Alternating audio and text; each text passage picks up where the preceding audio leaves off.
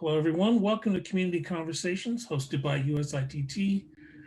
This new monthly conversation focuses on BIPOC professionals in the industry, their careers, and what inspires them. This month, we are focusing on lighting design. My name is Jim Streeter. I am a production manager and a lighting designer. And I would like to welcome my guests that are joining me and have them introduce themselves. Christina, we'll start with you. Sure. Hi, everyone on the internet. My name is Christina Watanabe. I'm a lighting designer and my pronouns are she, her, and hers. Currently coming at you from Oklahoma. And yeah, what else? I'm left-handed.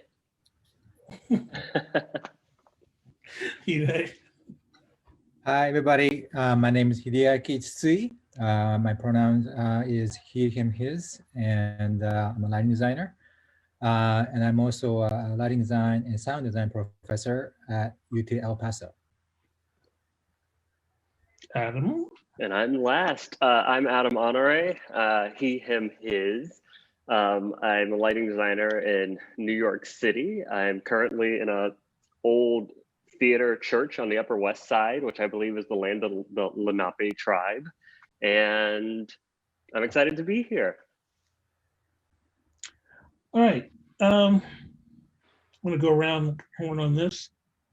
I got into lighting because of I couldn't draw. So I was going to so and also having seen a bunch of Ken Billington's work, I said, this is what I want to do. So I'm going to ask, who or what got you into this thing called lighting? Christina, you can start. Oh, yeah, I'll jump in. So it's so funny that you mentioned that, Jim. I also cannot draw. So I joined drama club in high school because all of my friends were in drama club, and when you're in high school, that's a great reason to do anything. But I don't have a great memory, and I hated memorizing lines, doing scenes. That was torture for me. And so I was like, oh, okay, there's like this backstage element that I can kind of hang out and still be a part of things. And as it happened, and I didn't go to a performing arts high school or anything like that. It's just a standard public high school. And the person who ran the light board, the 2-scene preset, graduated or was graduating. And so they were like, Christina, you should learn to do this. And I was like, oh, okay. So I did. And then I haven't stopped is kind of the long and short of it. When I got to college, I was like, great, I'm gonna major in business and be a business major.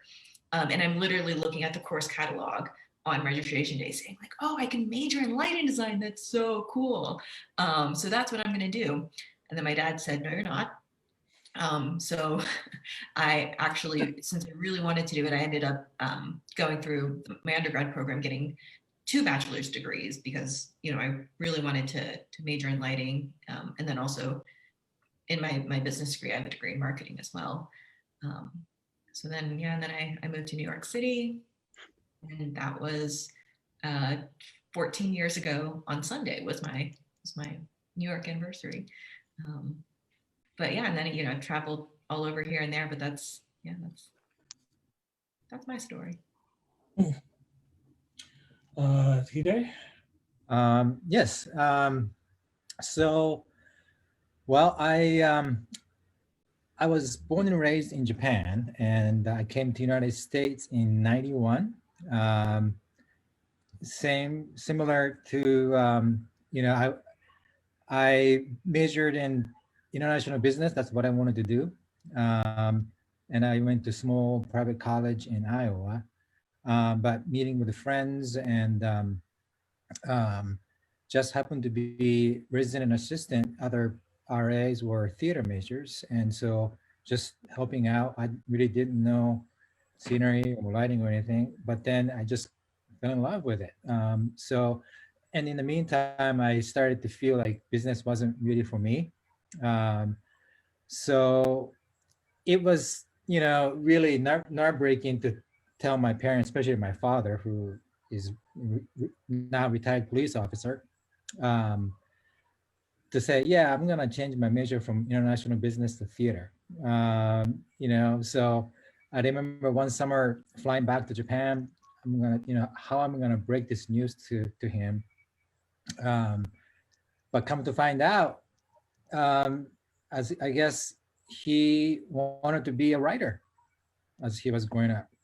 He never told me this before, so he didn't really give me much of a hard time. That was kind of nice. And through some mentors that I met at that college in Iowa, I ended up going to Northern Arizona University, and that's when I met Buddy Combs, who introduced me to lighting design. And my very first show was Reckless, and I did my plot and focus lights. And the moment I turned the lights on the dark stage, I just knew that's it. That's what I want to do for the rest of my life. So that was it. I went to Florida State. Pat Simmons was the teacher then, and I did the New York thing too. And I did touring, assisted, and then I moved to Hawaii, working for a lighting company, and then now I'm at UT El Paso. And Adam. I started as a fan. I was a huge fan of the industry. And when I was a little kid, I had to be 9 or 10. My brother was going on a date to the high school to see a show. And he was going out the door. My mother was like, "You're taking your little brother with you." Because that's what happens when you're the youngest. You just go with your older sibling, no matter the mall, the movies, wherever. And you sit 10 rows behind and don't say anything. So I got in the car and he had a little 2-seater Mazda and I was in a little bucket seat in the back and we're riding down the street. We pull up to a theater. And I had never gone through the experience of like buying tickets at a box office, having a seat with a seat number, like the first time you have a seat assigned to you, it's like magic. So I sit down and the overture starts and the curtain raises. And it was Alan Menken's overture of Little Shop of Horrors, which is one of the greatest musicals of all time. And I was immediately enthralled. I mean, there was a singing alien plant, there were ensemble members, there was belting, the lights were hot. And it was really sexy. So I went home and I told my mother and she was like, this movie in the 80s came out. I should rent it out, for you. And she was talking about The Little Shop, directed by Frank Oz. And she put it on the VHS player because it was at Blockbuster, because that was still a thing. And my whole world was just like, it went from this tiny little box to this huge expansive world of what a musical or a movie could be. And what I ended up realizing later on, probably like in the last 10 years, is that, Alan Menken wrote my childhood. He wrote the Disney Renaissance, right? Hercules and I almost said Finding Nemo, Little Mermaid, and all these amazing movies. And Frank Oz, one of the original Muppet puppeteers, was just, I grew up on the Muppets. My parents loved the Muppets. So like my everything in my life kind of started as a fan of the art. And so it was just very natural to me to want to join the theater club in high school, never as a performer, but as a designer, because I wanted to create these larger than life experiences. I didn't necessarily want to be on stage. I wanted to just create these moments. So I predominantly did scenic design, and towards the end of high school, I started lighting design because one day the lighting designer was like, "Forget this, I'm gonna go play basketball or something." We're a big, high school in Texas. And so I turned on a light one day. And I was like, wait, it doesn't just turn on and off. I can focus it. I can, soften the edges. And that kind of opened my eyes to the world of lighting design. And I let my professor know. I was like, I love lighting design. And so as kind of like a junior year going into high school gift at the end of the season, he bought me the coffee table book of The Lion King. So I went through that Julia Taymor book with all the light plots of, Donald Holder and Julia Taymor's costume renderings. And I was like, this is what I want to do. And they're like, people major in this in college and they have an entire career. I was like, say what? So after that, I was all set on studying it in college. I grew up in North Texas. I'm originally from New Orleans. So I auditioned to all the schools. The University of Oklahoma was two hours away.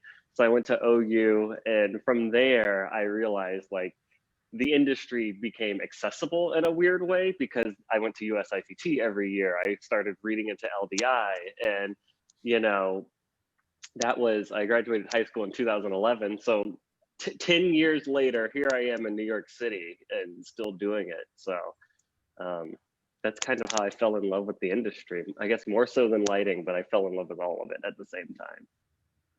I'm going to point out that on November 9th, we're doing a Don Holder, Julie Taymor conversation. So keep a lookout. That'll show up in one of the webinar emails that go out. I know how I did. I trained at the Studio and Forum of Stage Design in New York.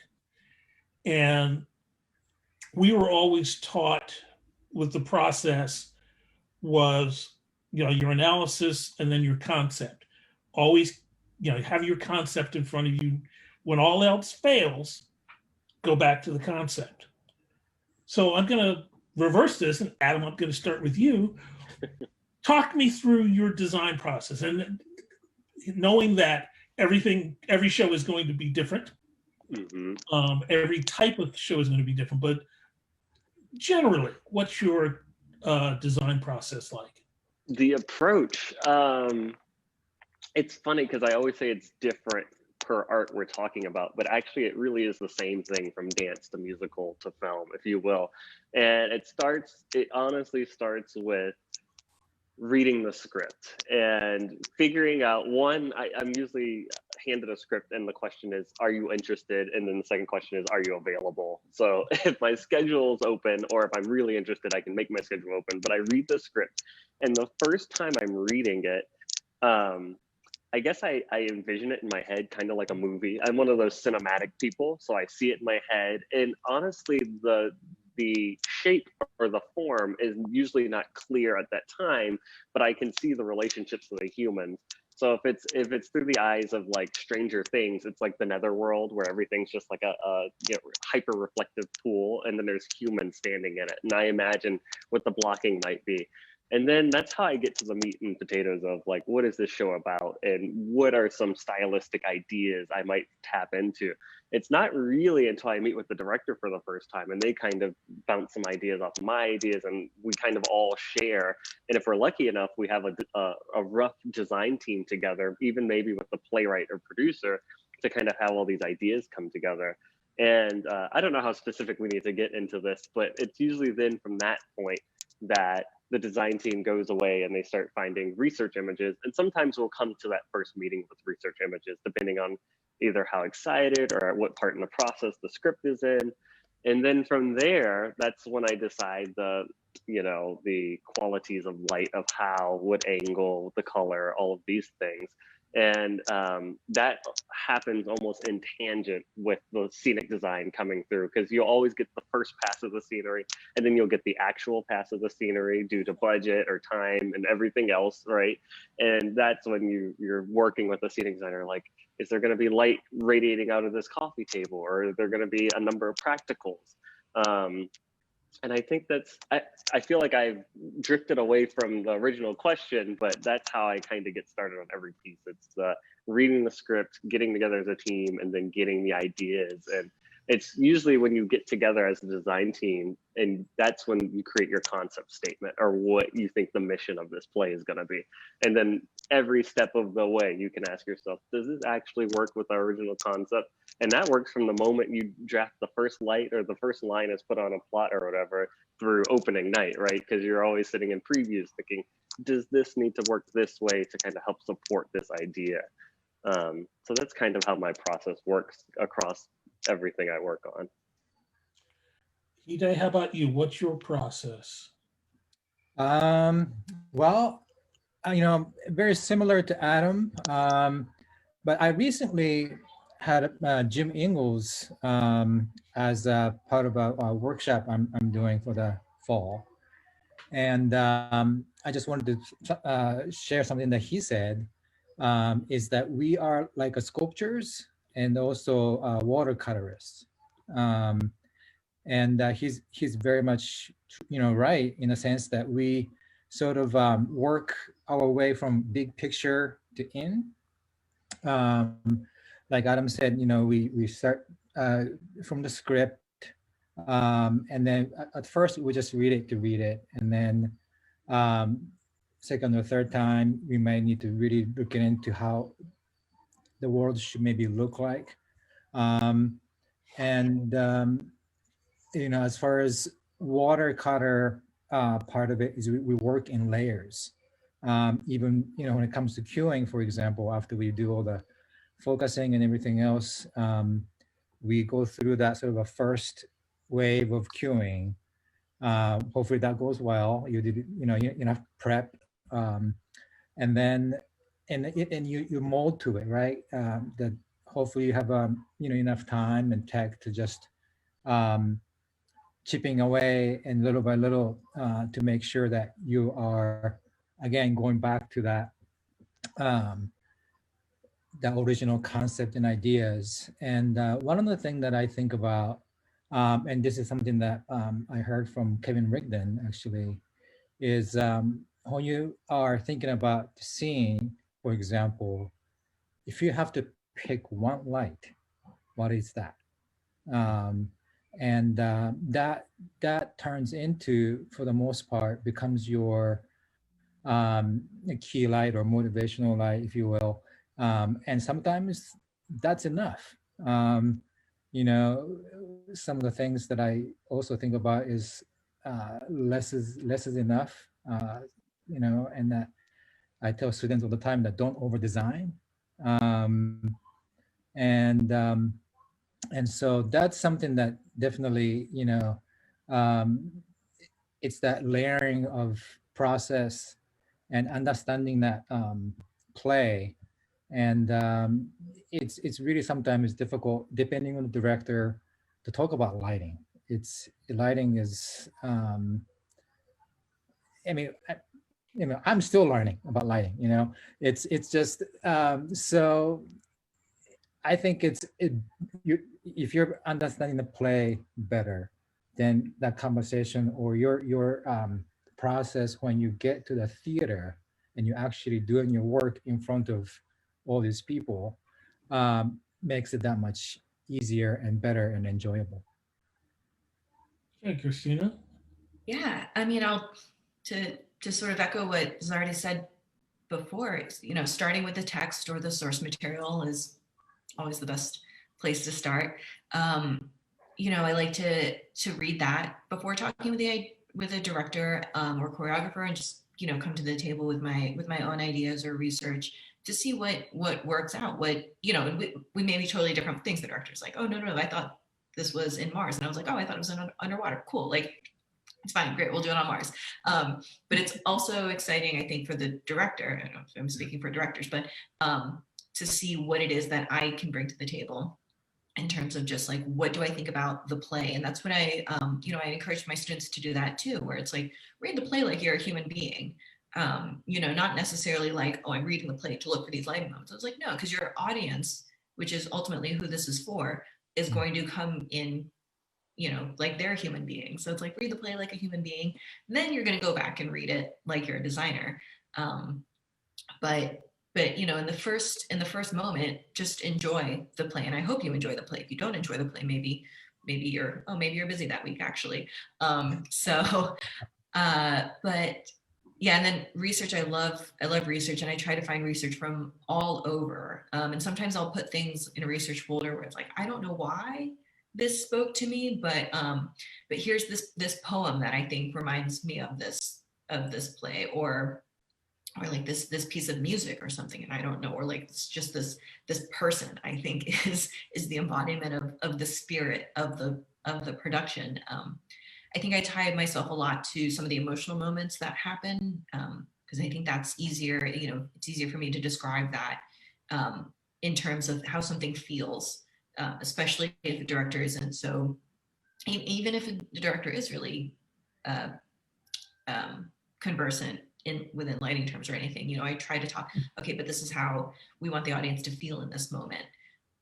So it's all going back to, like everyone was saying, like, what do you want to say with this production? Okay, now how are we going to say it? Yeah. And then from there, it's a lot of math and drafting. Yeah, and usually what I do is the first meeting with the director, and I'm going to ask all of you how you do this. when I sit down with the first time with the director, I say, tell me a story. Don't talk about the play. Don't talk about the characters. Tell me what the story is. And I find that's a great jumping off point because that's how they thought of it. They haven't thought of it in terms of, okay, I've got, this couch and I've got to do. No, they've said, what do I want to say to an audience? So first meeting with the director, you've read the script, you've made notes, you walk into the first meeting. Christina, I'll start with you. Go. Oh, whoa, pop quiz. Okay. I was like, yeah, Jim, tell me more. This is fascinating. So I've walked into a meeting with the director, and this is the first meeting, and I've read the script, and I have my notes, and I have my research. Is that now what? Yeah. Then I'm like, what do you think? What do you like? What do you not like? What is useful for this moment? Which I think goes to my process as like a collaborator, just in general. Like one, I hope especially for the early meetings, we're not doing one-on-ones just yet.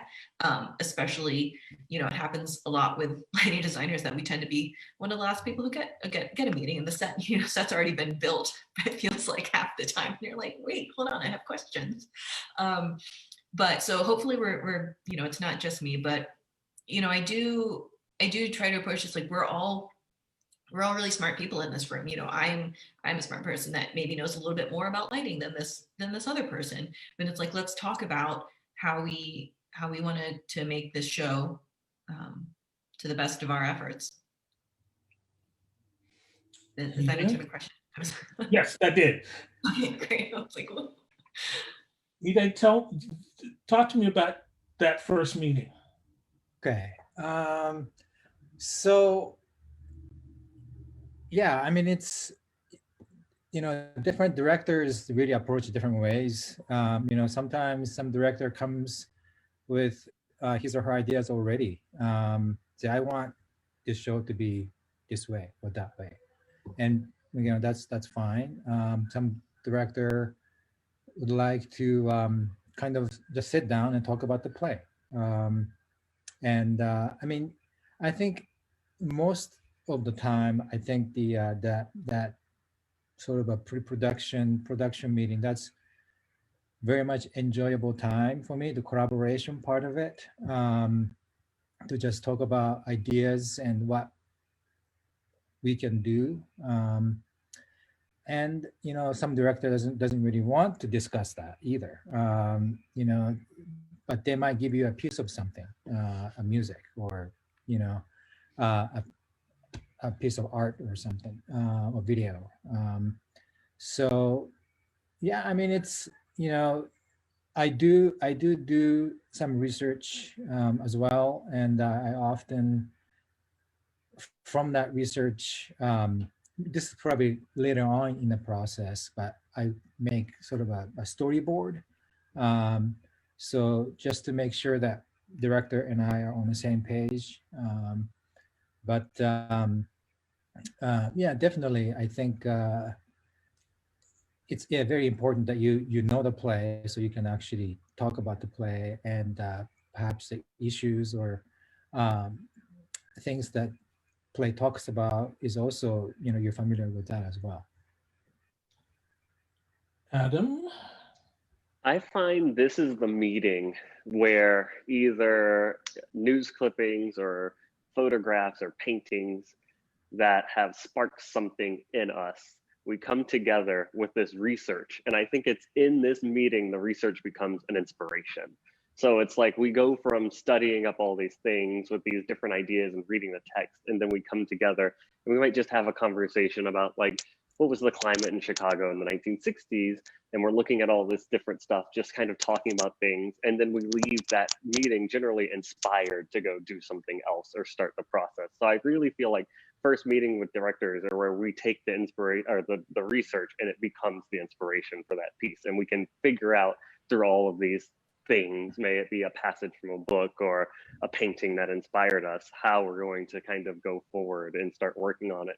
Now, if it's a director I haven't worked with before, a lot of this meeting is truly, and these meetings are often at, well, pre-coronavirus, they're often at coffee shops or restaurants or cafes just meeting, and a lot of it was getting to know the director, because you might have met them over the phone or via Zoom, but meeting someone in person and their energy is so different whenever you're in person. So half of that meeting really is just me or the other person figuring each other out as collaborators, and then the other half is, where are we going from here? How are we then going to start, you know, sculpting this idea or painting, you know, our ideas?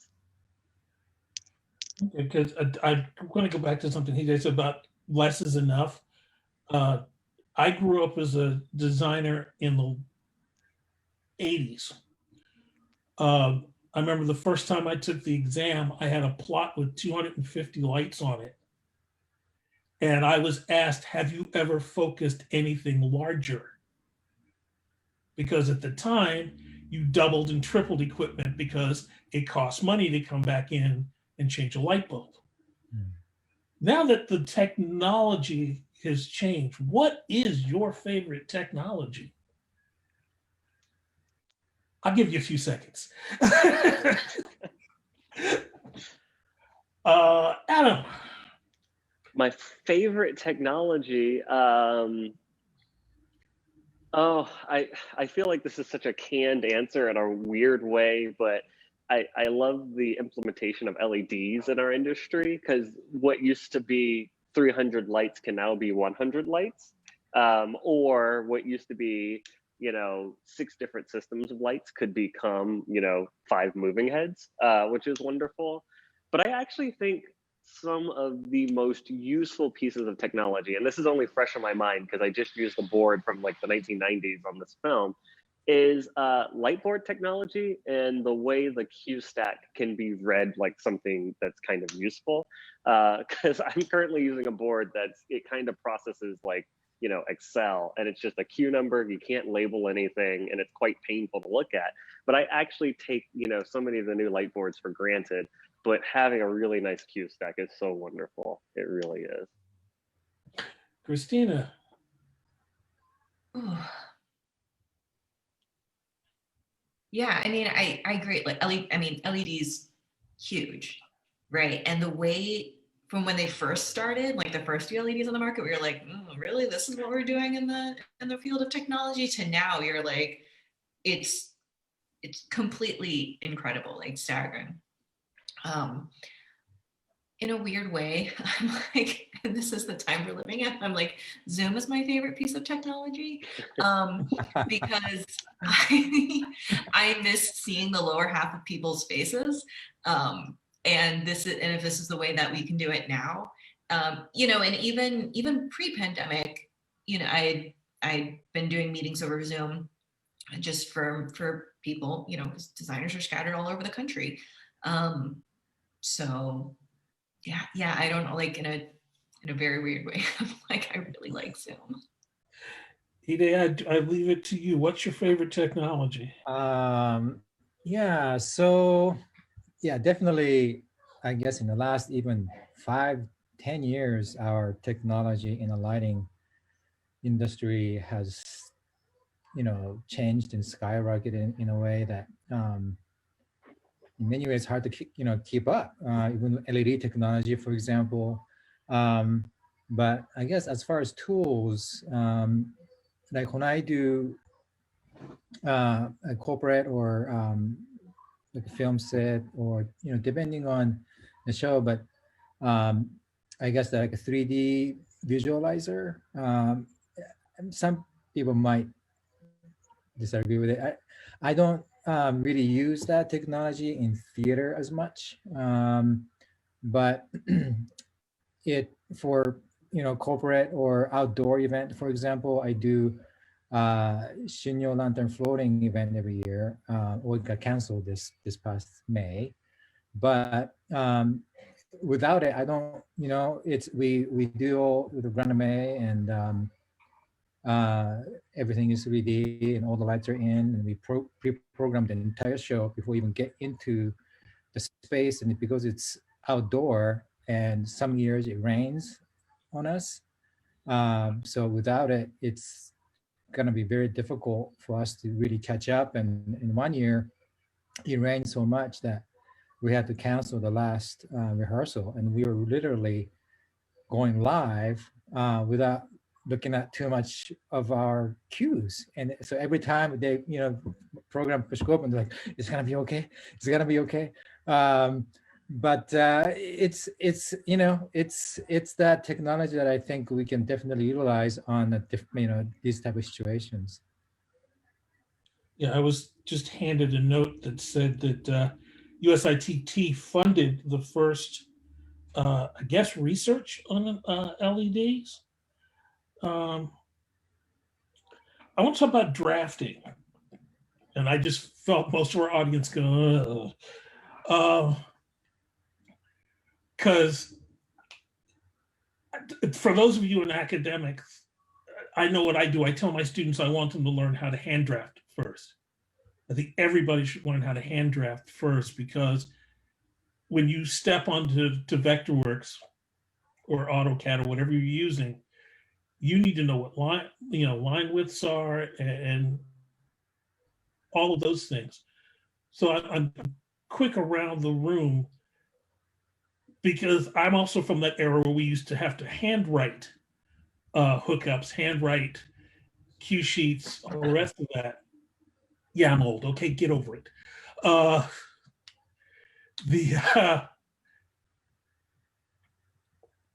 So right now, how would you start a student out? How would you start a young designer out? Would you start them hand drawing, or would you start them on the computer? And anybody can jump in on this one. Maybe I can start.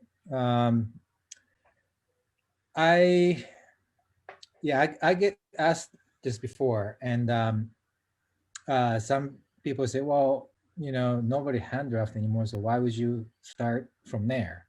Because you're not going to turn that into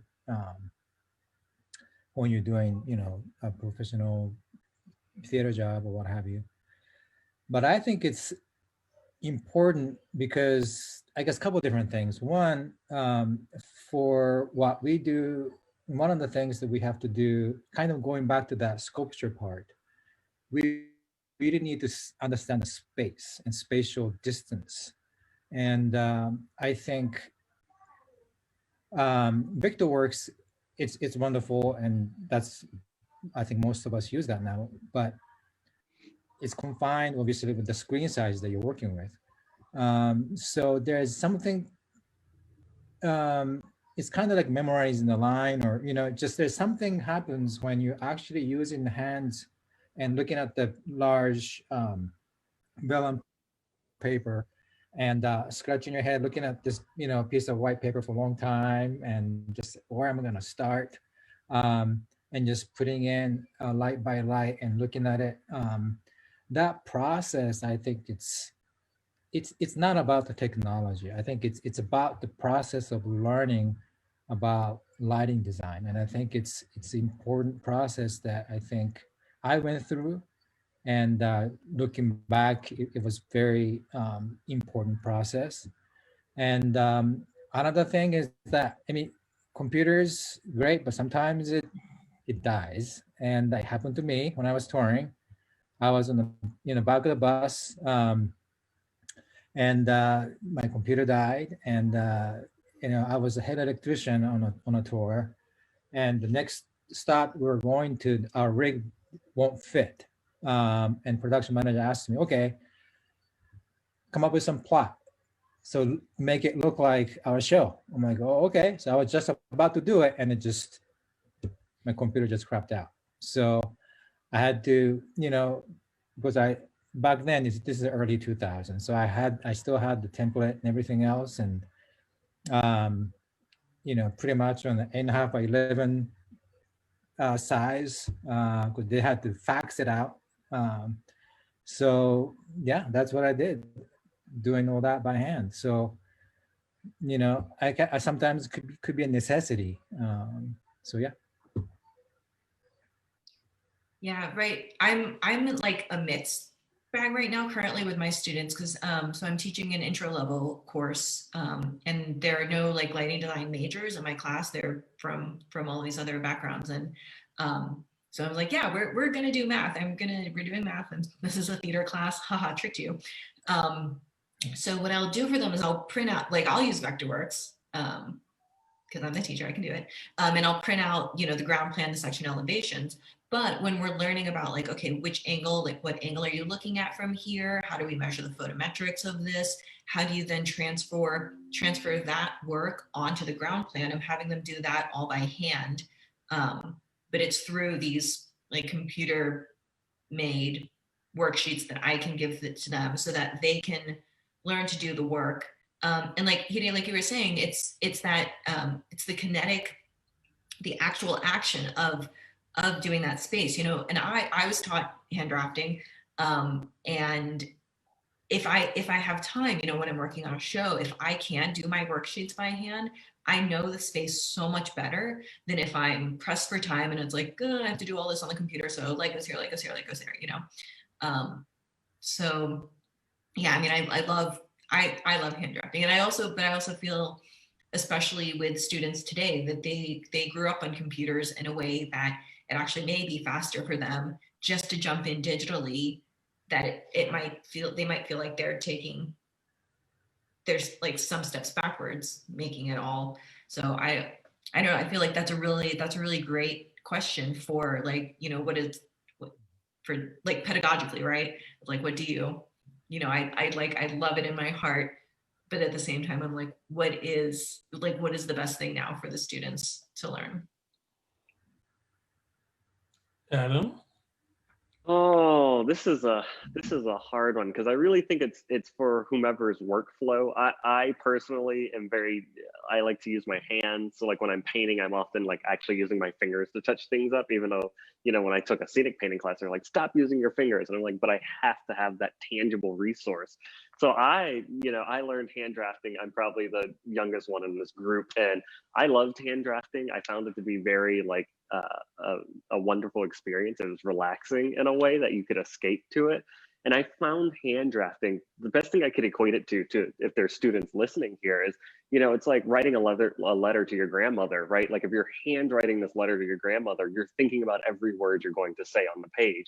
Whereas when I sit down on a laptop and I'm like sending an email, it's just like word vomit over the page. And I haven't thought about every single word to the same way when I'm typing out like, my dearest grandma, you know what I mean? Like it's such a different experience. And what I'll also say is like, you have to think about what the technology was originally created for, and it was to speed up our workflow in a way that was kind of mimicking what we were doing.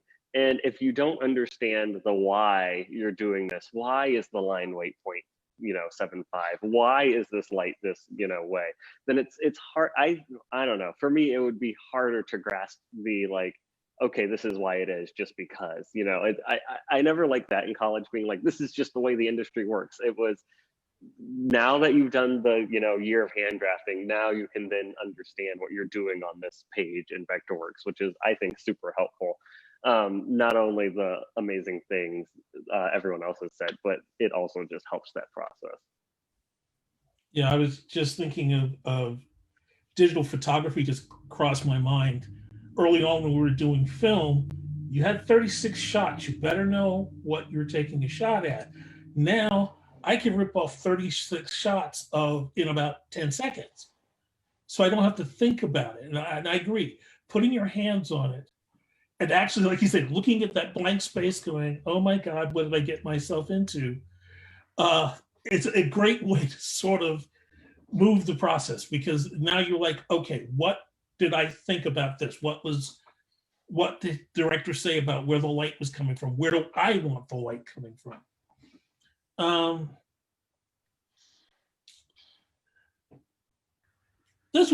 Hopefully this is a softball question. Who was your biggest influence? Whether in school or in once you learned full time into the industry. My biggest influence was a designer who is no longer with us, Arden Fingerhut.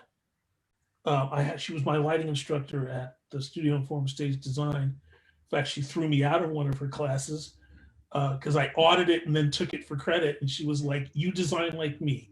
Go find your own style." So, who are the people that influenced you in doing this? I'll pick somebody. Adam.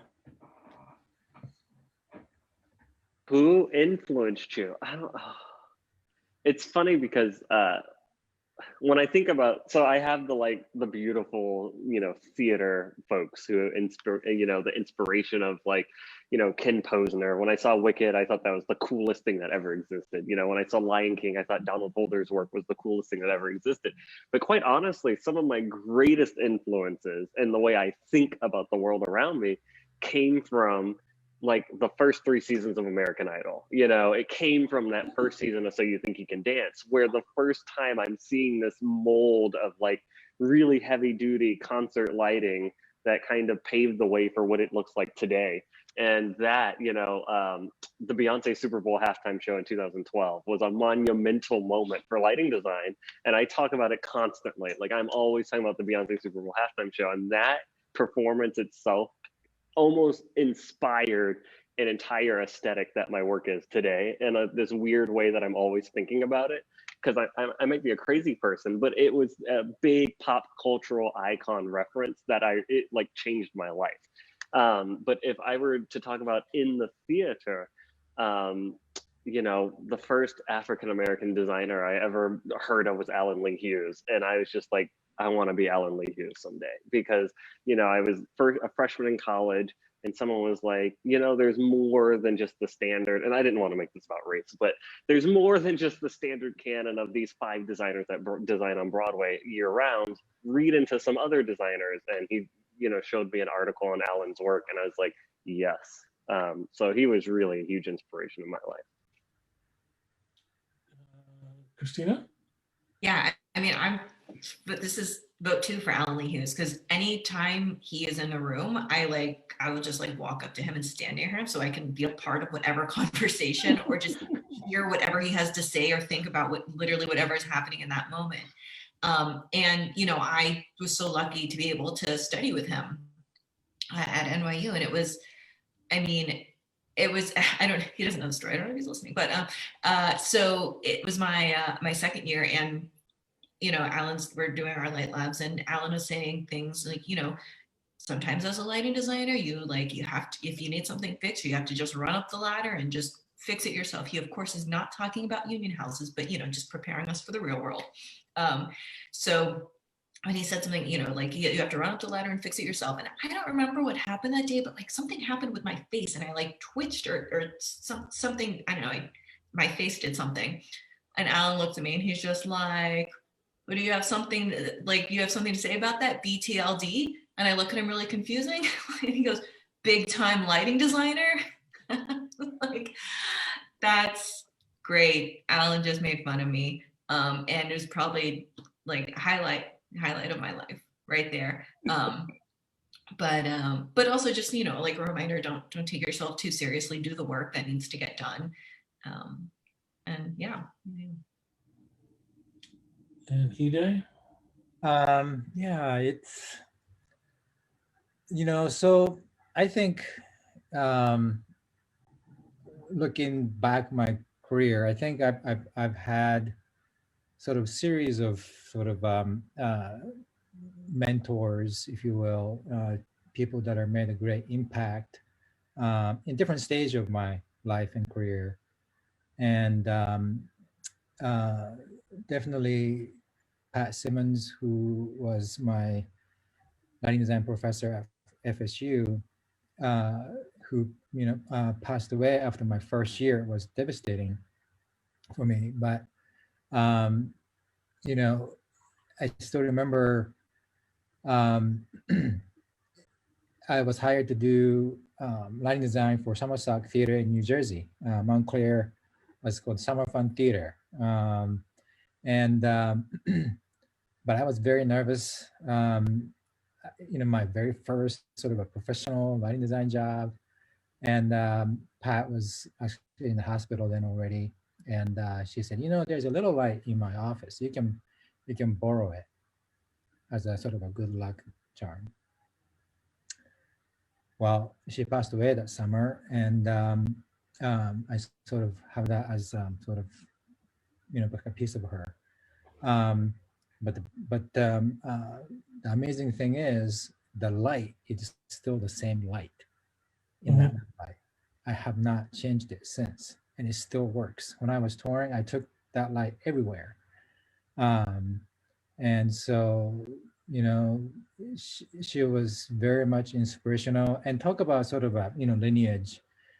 She was assistant to Theron Musser, and Theron Musser was assistant to G. Rosenthal, and then Stanley McCandless. So it's in a way, it's I'm sort of very, I guess, proud of that lineage, but also that impact that she made in a very, very short time.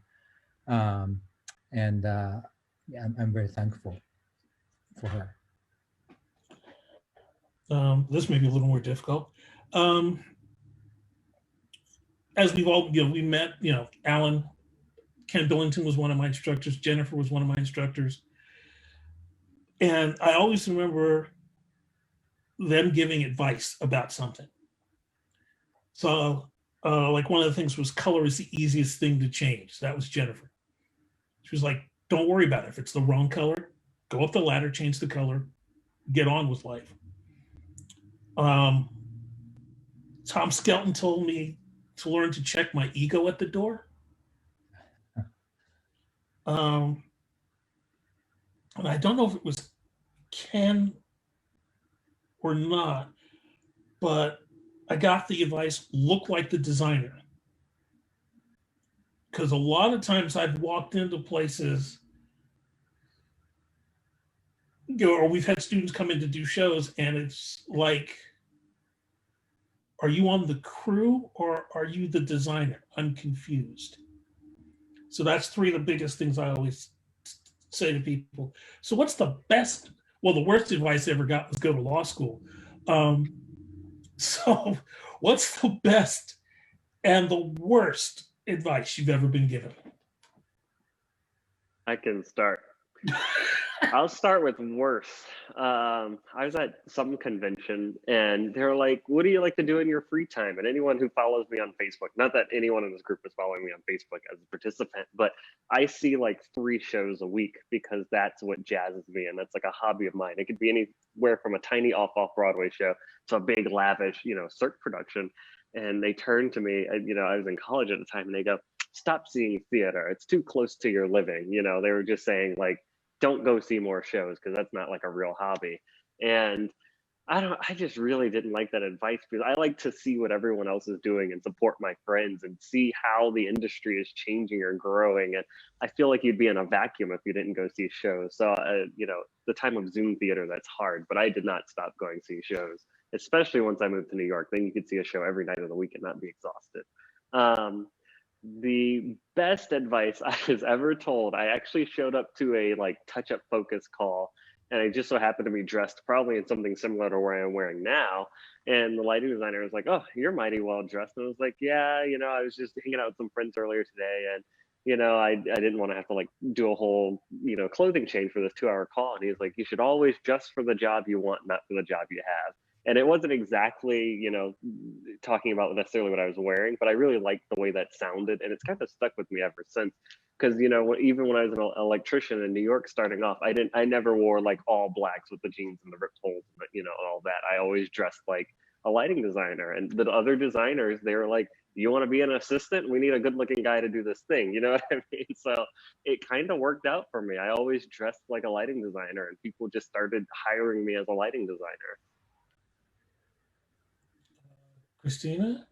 Yeah, I will say some of the best advice that I ever got was week 2 that after I moved to New York City. I was doing a show with somebody who became good friends of mine, but it was the first tiny off group who had hired me. She was the producer on it, and she said, never work for free.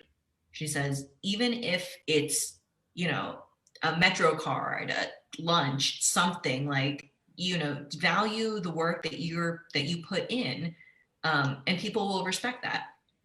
and in some ways I'm also like, yeah, so I've tried to follow this. So if anyone's like, we work for 50 cents, I was like, can you make it 55 cents? Always try to bargain that up.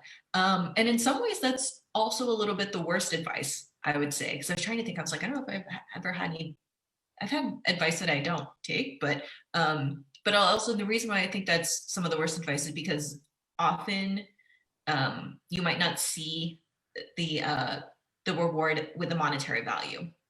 You will be like, okay, maybe you're doing the show for free, but it's with, and I've done this. I've also worked for free. I tell people not to work for free, and I 100% have worked for free because this is a director who's a good friend of mine, and she's self-producing this thing, and I'm like, you know what? Just don't even. She's like, I'm gonna pay you, but I was like, no, just put it in the budget, put it in the box office, feed the actor, like something, because we all have to survive. So yeah, so I would say that that would be like the best and worst advice, but don't work for free. Hideaki, what's the best and Yeah, worst? those are great. Guess I don't know. Take the front light down. I don't know. There's so many. I think light is a subconscious art. That's one of the first thing that I was told. Light the moment. That's a sort of advice from Jim Ingalls. And another thing is, like, when I was starting out freelancing, I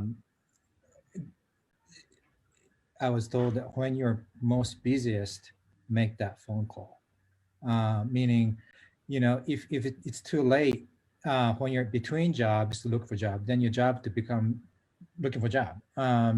So to have a consistent freelance work, when you are working, make that a phone call or email, or to make that network and connection. The worst one, I was thinking about this. Yeah, I don't really have like Christina. Okay, so this is sort of, I guess, because of this incident, I think I decided to not take things personally. And this was, I don't know, 2000 or 2001, I think 2001.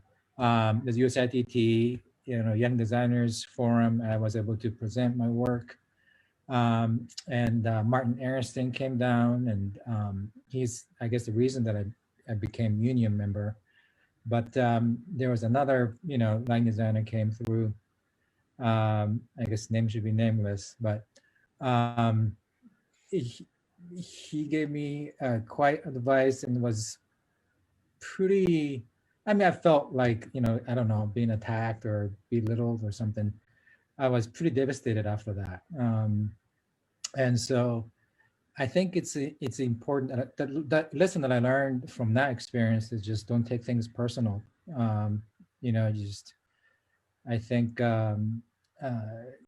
maybe some people has a different motive. I don't know. Just that I think take the advice with a grain of salt. And if somebody give you great advice, yeah, just keep that forever. But if it's something that comes from not right place, just let that go. So that's. I have another piece of advice, since we have a semi-captive audience of maybe students and young professionals here. Mm-hmm. But start a retirement account, like literally when we are done with this conversation, put $10 in a retirement account today. I know it's hard, but just like trust me on this. Talk to your parents, talk to your teachers, talk to somebody about starting a retirement account right now. That's a good advice. In 30 or 40 years, you will seriously thank her for telling you that. Yeah. When you're on a panel and somebody asks you about the best advice you ever got, you can tell them it was to start a retirement account right now. This is always one of the sore subjects. I'm going to get to something serious later. Reviews. How do you deal with the bad ones, besides the line from All That Jazz Is I Never Look at the Bad Ones? I once got a review for the Rothschilds by a major newspaper that said 2 Boy Scouts with a flashlight could have lit the show better.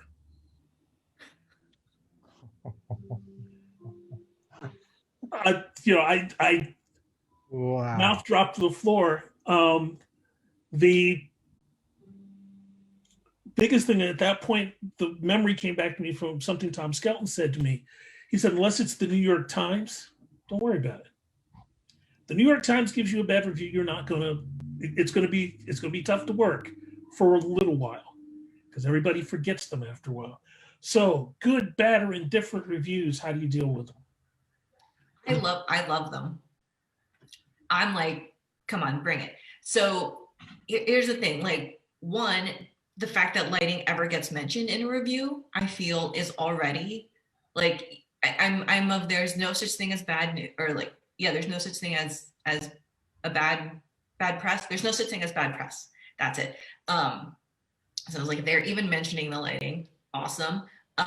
Sometimes they're 100% right, where I'm like, yep, I did that and I wish I could undo it, but you know, here it is, and I stand by my work, and that's what I did. So that bad review is maybe correct. Or like they're wrong in what the moment was about. You know, like they'll be like, "Whoa, the lighting was terrible because you know the actor started the scene behind a wall," and you're like, "But that's nothing to do with me." Like, but I don't know. I mean, I love all reviews. I love when reviewers try, and I'd say like one of my favorite reviews. I think the reviewer complimented my use of blackouts, and I was like, they were just like, "Oh, these like skillfully executed blackouts," and I was like, "Great, you liked it when I turned off all the lights. That's great." But you know, I love it. I think there's no such thing as a bad review. Adam, I know you want to jump on this. Yeah, I personally have not had a terrible review yet. There's always the yet. Oh, don't part throw of that out. Don't throw that out. I often feel the way I feel about reviews is, you know, even if I go see a show and I might not love it and the reviewer might agree in not loving it, I oftentimes don't know the conditions in which the design team was working. Like maybe there was a problematic, you know, choreographer, or maybe there was a crazy circumstance where they couldn't necessarily nail this moment. And everyone always feels kind of embarrassed in that moment to get called out. But I guess I should say in my free time, I love to read reviews, especially in the New York Times, especially, you know, if they're bad, like the King Kong review is like infamously bad. And it's kind of, honestly, at that point, it's like a writing style for reviewers, right? They're like, how can I go in on this show? And it becomes kind of a source of entertainment for the reader and not necessarily an accurate representation of what's on stage, right? Because like most of King Kong was actually a delightful show. It was thrilling. But if you read the Brantley review, you would think it was the worst thing ever created, you know, on this earth. So you really have to think about the circumstances and like what's happening in the world. Did Donald Trump just become elected, and is everyone just out to, you know, take down musicals? So and take it with a grain of salt, because not everyone's going to remember that review. And if you really don't like it, just don't post it on your website and you'll be fine. Yeah, I mean, it's like Christina said, it's for us lighting designers, it is pretty rare to actually some reviewers talk about lighting. Yeah, I guess I'm in the same boat as Adam. I haven't had bad reviews, if it's mentioned, because it's rare. Again, it's mentioned yet. But yeah, I mean, I guess it is kind of going back to that, you know, experience that I had. It's just, you know, and then if it's bad, I just maybe it's a very, you know, constructive criticism, and maybe I can learn from it. If not, everybody has a different views of what beauty is and what works. And so I think it's important to think about that.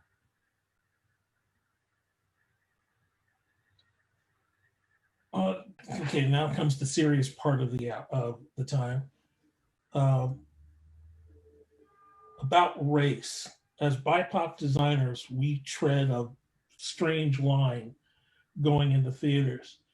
My first bad experience with something like that was I walked into a theater in Maine that I will not mention. And the company manager said to me, "Oh, you must be the colored lighting designer."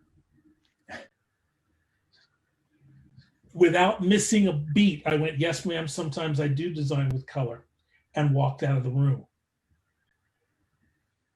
We all walk into those spaces. Let's talk about things that have happened and how you've dealt with them in the moment, or how you dealt with them the next time the same thing came up. Anybody? Okay, maybe I can. So I toured a lot, and especially when I was in New York, that was, I mean, just main income really to really do that for a little while. And I was in Chicago, and with the three Mo tenors was a tour, and I went in. Well, we went in as a group production team, and I could definitely sense that there was, and I I think I look young, and also I'm Asian, and I also have an accent. I know that when I speak. So I did have a little bit of difficult time getting things done. They weren't quite moving fast enough for me. And we had a week sit down there. I had to be there for a week. So I did, talk to production manager, and I mean, I think things got a little better, but I just, chugged along and worked what I needed to do and work hard. And at the end of the loadout, the steward came out, and he had a t-shirt and a hat, and he said, you're welcome anytime here. And I still have that hat. It's hung on my office. And it's, when I look back now, I think it's important to think about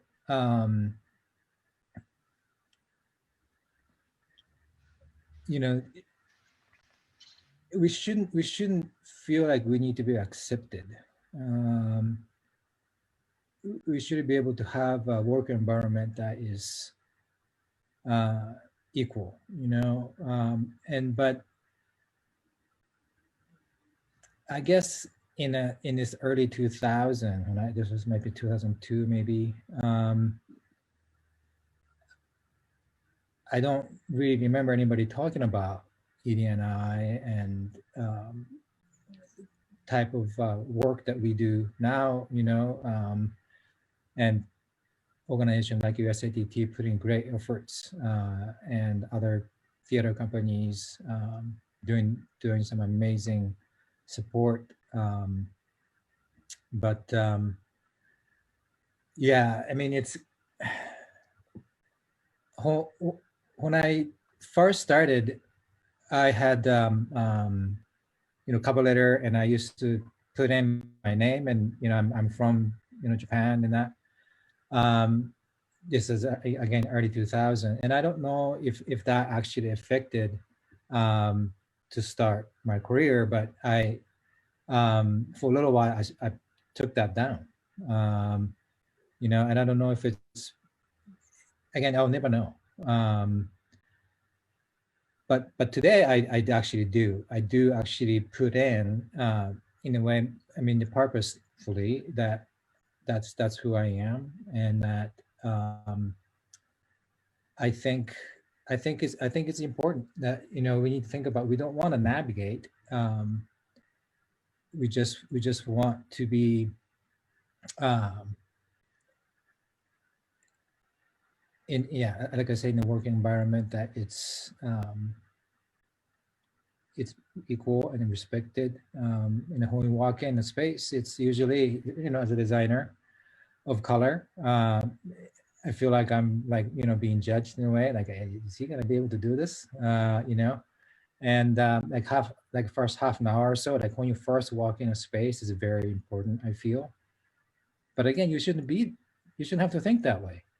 Um, but again, we do, and hopefully the work that we're doing can change that.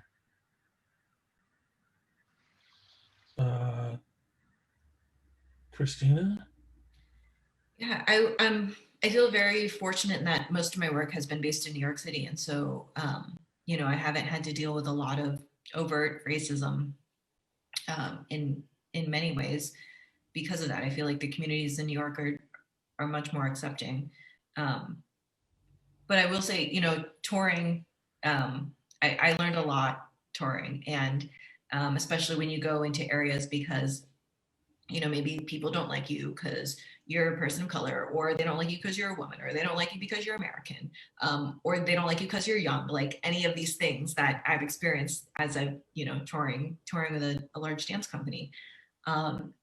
I remember there's this one time I was touring in Italy, and the TD of the theater just like would not start the crew working. We're like, it's like, okay, come on, like we really need to get to work. And he would walk around, no English. And so I'm like, okay, like come, like please, like what I'm saying, like let's, trying to communicate with him. So it was a really frustrating start with the morning. But then I had ended up eating lunch with some of the crew guys. There was one of the guys on the crew was actually from the Ivory Coast, and he spoke French. And I'd taken French in high school, and so I was sort of chatting with him through French, and he's like, "Oh yeah, you could, come." I was like, "Where's a great place for lunch?" He's like, "This way." And so I chatted with him a little bit in French during lunch, and so when we got back from lunch, it was the same thing. The TD was like, no English, like not doing any work. So then I turned to my new friend who was on the crew, and in French, I asked, what's going on here? What's taking so long? Why can't we get any work done? To which the TD of the Italian TD stops, and he goes, "Oh, you speak French?"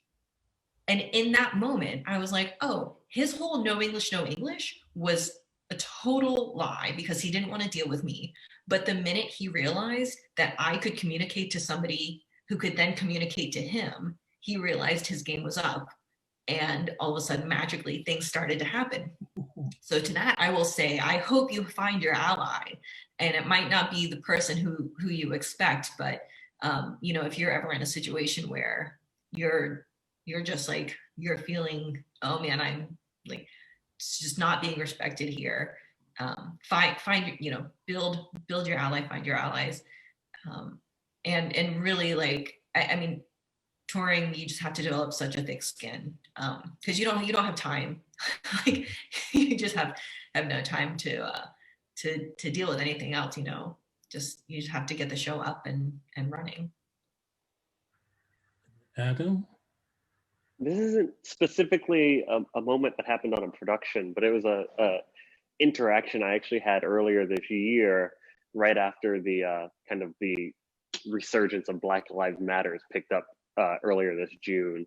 And I was texting with a more of an acquaintance, not really a friend, an acquaintance of mine, because he was on a panel of judges for a lighting thing. And I was looking at this panel and I was like, oh, there's so much diversity, like kind of making it funny because it was all, white men in their 50s.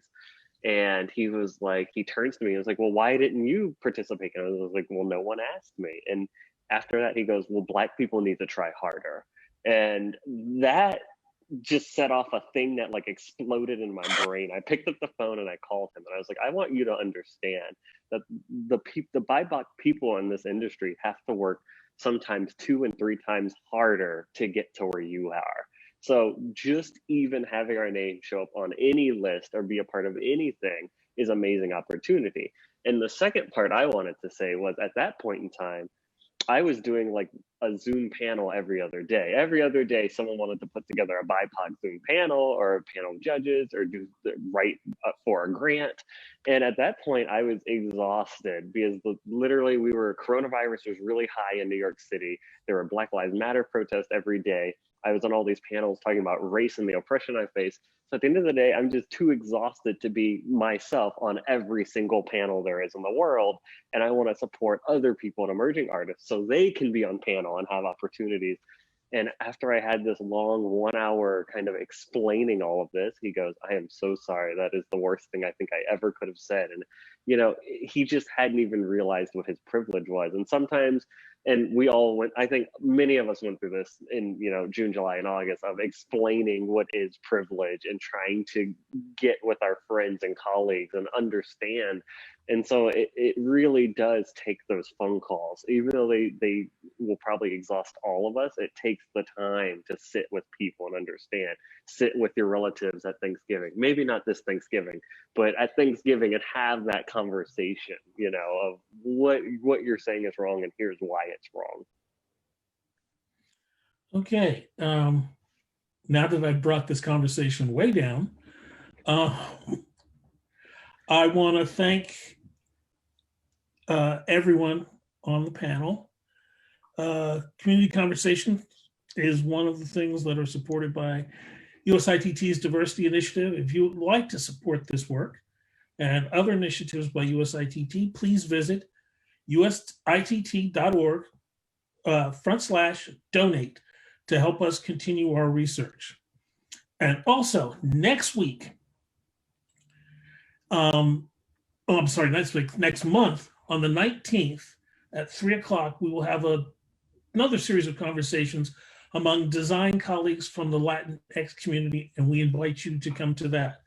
So again, I thank everyone for their time, and I believe we're done.